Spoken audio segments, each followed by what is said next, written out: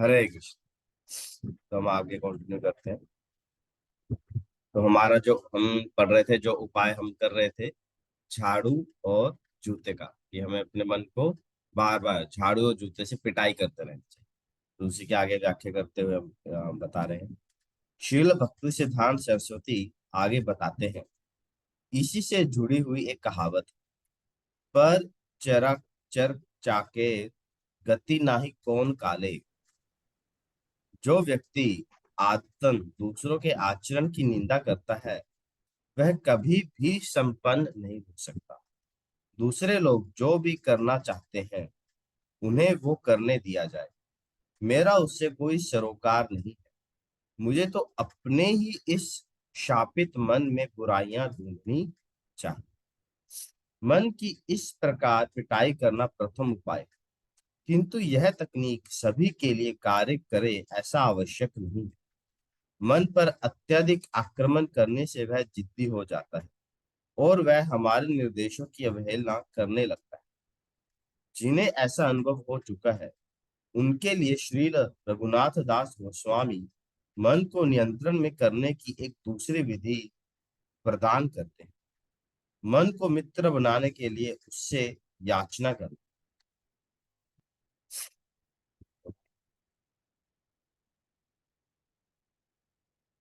तो ये दूसरी विधि हम कल पढ़ेंगे। अभी तक इतना ही करते हैं। तो जो पहले विधि का समापन करते हुए यहाँ पर कह रहे हैं कि अ, जब हम मन को हमेशा में उपेक्षा करनी है, मन के विचारों को सुनना नहीं है ना, या फिर उससे टालते रहे। मन के वो विचार जो हमारी आध्यात्मिक प्रगति में बाधा है। और जैसे हम कल भी बता रहे थे कि दूसरों में हमें दोष नहीं। मन संभवतः या सामान्य रूप पर क्या करता है, हमेशा दूसरों में दोष ढूंढता है और स्वयं में अच्छाई, है ना? कि मैं इतना अच्छा हूँ या मैं कितनी अच्छी हूँ, और सामने वाला कितना बुरा है। तो यहाँ पर ये डिफरेंस आता है।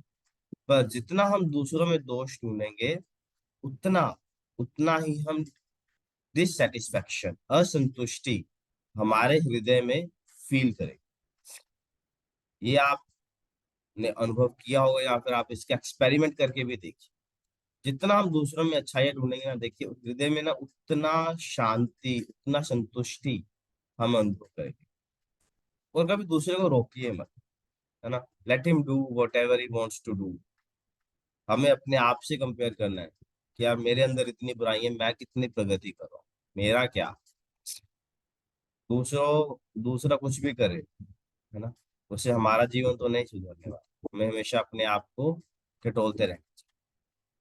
तो इस प्रकार यहाँ पर बताया गया है। तो फिर यहाँ पर आगे बता रहे हैं कि ये एक प्रथम उपाय है। ढेरों प्रकार के उपाय है, but this is one of the उपाय, प्रथम उपाय है। बट हमेशा अपने मन को हमें डांटना पीटना नहीं चाहिए। उससे कभी कभी क्या है, जैसे बच्चे होते हैं, जब बच्चों को हम अत्यधिक मारने लगते हैं, तो बच्चे फिर जिद्दी हो जाते हैं, बच्चे सुधरते नहीं, है? जो डांटना होता है, जहाँ पे हम कभी कभी बच्चों पर वो मारते भी हैं, तो उसका जो पर्पस होता है वो होता है रिफॉर्मेशन, है ना, कि बच्चा सुधर जाए, है ना, अपनी गलत आदतों से बाज आ जाए, ये उसका पर्पस होता है। बट अगर जो बच्चा है वो सुधरने की बजाय जिद्दी बन गया कि हाँ यार मेरी मम्मी तो बस मारती रहेगी, मैं जो भी करूँ उन्हें फर्क ही नहीं पड़ता, है ना, तो फिर बच्चा भी जिद्दी हो जाएगा, ठीक है मारते मारते रहने दे, वो मतलब मार खाने का आदी हो जाए। तो फिर क्या है, मार खाने का, मारने का ना पर्पस फेल हो, है ना? जैसे जेल जेल का पर्पस क्या है, कि कैदी को सजा देने का पर्पस क्या है, रिफॉर्मेशन, है ना, कि उसने गलत कार्य किया, उसको सजा दी, तो वो समझे कि हाँ ये कार्य करना गलत है और वो सुधर जाए, है ना। Reform, perform and then transform, ये इसका पर्पस है। बट अगर वो कैदी बार बार आ रहा है, बार बार आ रहा है, तो उसे क्या जेल आने की आदत पड़ गई, तो फिर वो मार खाने का पर्पस जो है, मारने का, पनिशमेंट का जो पर्पस है, वो खत्म हो, वो फेल हो गया। तो जब हम अत्यधिक कर देते हैं, कभी कभी कई लोग करते भी तो तब ये फिर ये विधि कार्य नहीं करती। इसके लिए फिर अभी नेक्स्ट जो दूसरी विधि बताई गई है उस पर जाना पड़ेगा, तो जिसके बारे में हम कल चर्चा करेंगे। तो आज के लिए बस इतना ही। Thank you very much. और जैसे कि मैंने कल मैसेज में डाला है कि हमारे जो बहुत ही प्यारे भक्त हैं श्री विपन सेतिया प्रभु जी, उनका परसों देहांत हो गया है। तो बहुत ही शॉकिंग था मेरे लिए भी, एंड आई एम श्योर आप सबके लिए भी होगा, क्योंकि कल सुबह बस उनकी मिसेस का फोन आया और उनकी बताया, मुझे विश्वास ही नहीं हुआ कितनी देर तक क्लियर है ये क्या बोल रहे हैं। अब कैसे हो रविवार प्रभु जी? को ही, हाँ रविवार को ही मिले थे, बढ़िया इतने से खुश थे वो। सुबह शाम मॉर्निंग वॉक के लिए जाते थे, 27 माला जप करते थे, मतलब बहुत ही हैप्पी हैप्पी पोलाइट पर्सन वो थे। भगवान, तो एक्चुअली वो अपने बस कॉलेज कॉलेज से वापस आ रहे थे, घर पर वापस आ रहे थे, रास्ते में उन्हें हार्ट अटैक हो गया। उनके साथ जो उनके साथी थे उन्होंने हॉस्पिटल पहुंचाया, और हॉस्पिटल में उन्होंने अपना शरीर छोड़ दिया। तो कल सुबह हम गए थे उनके अंतिम संस्कार पर, वहां पर हम जाके आए। और मैंने उनको बोला भी है कि हम आपके लिए कीर्तन करेंगे, तो आप कोई उचित समय हमें बताइए, तो उस समय हम आपके घर आकर कीर्तन करेंगे, आपके लिए उनके लिए प्रार्थना करेंगे, क्योंकि बहुत ही विशेष बहुत ही अच्छे भक्त थे। पर देखिए कितना जीवन वो है टेम्पररी।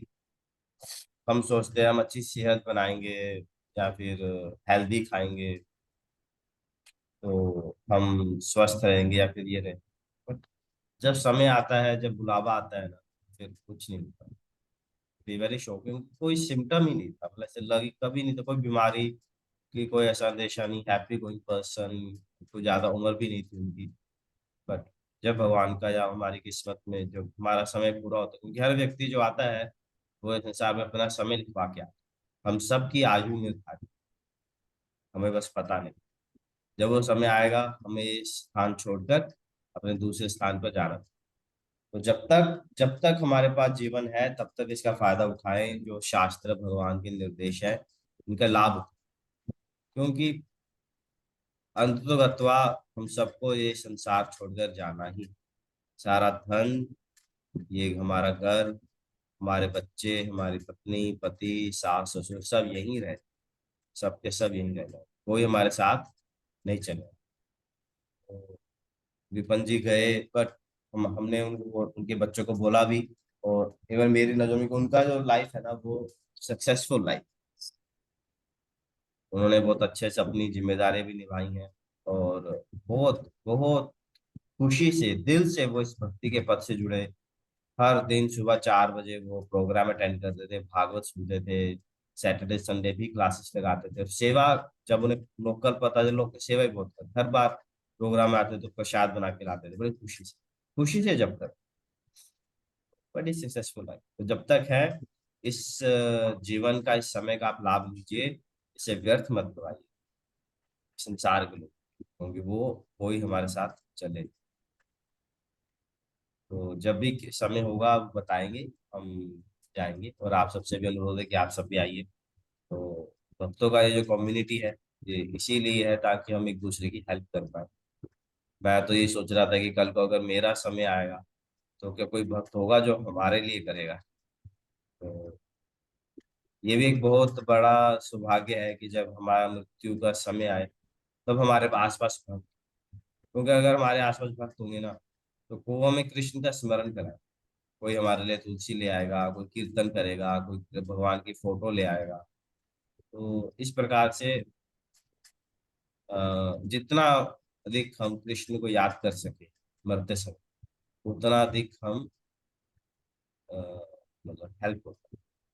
तो ये भी एक बहुत बड़ा सौभाग्य है। आप सब प्रार्थना कीजिए उनके लिए एक हरे कृष्ण महामंत्र आप जप कर सकते हैं उनकी अच्छी गति के लिए। निसंदेह निसंदेह भगवान कृष्ण उन्हें एक बहुत अच्छा गंतव्य स्थान प्रदान, बहुत अच्छा। जहाँ पर वो अपनी भक्ति को आगे बहुत अच्छे से कंटिन्यू कर सके, क्योंकि आत्मा तो अमर है, आत्मा नहीं मिलती है, ये तो बस शरीर, जैसे हम कपड़े बदलते हैं उसी प्रकार एक शरीर छोड़कर आत्मा दूसरे शरीर में जाती है।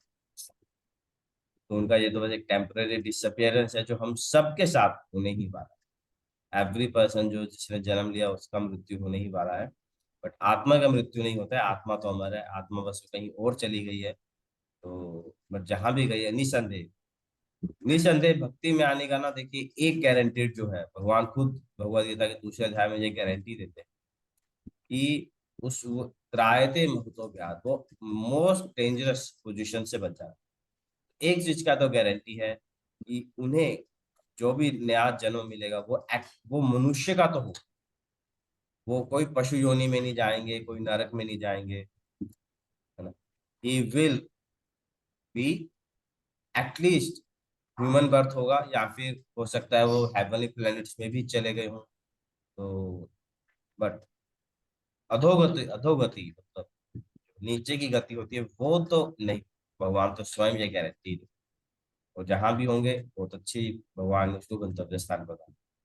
तो आप सबके लिए प्रार्थना कीजिए एंड इस लाइफ को बहुत सीरियसली लीजिए, इन इन भगवान के संदेश।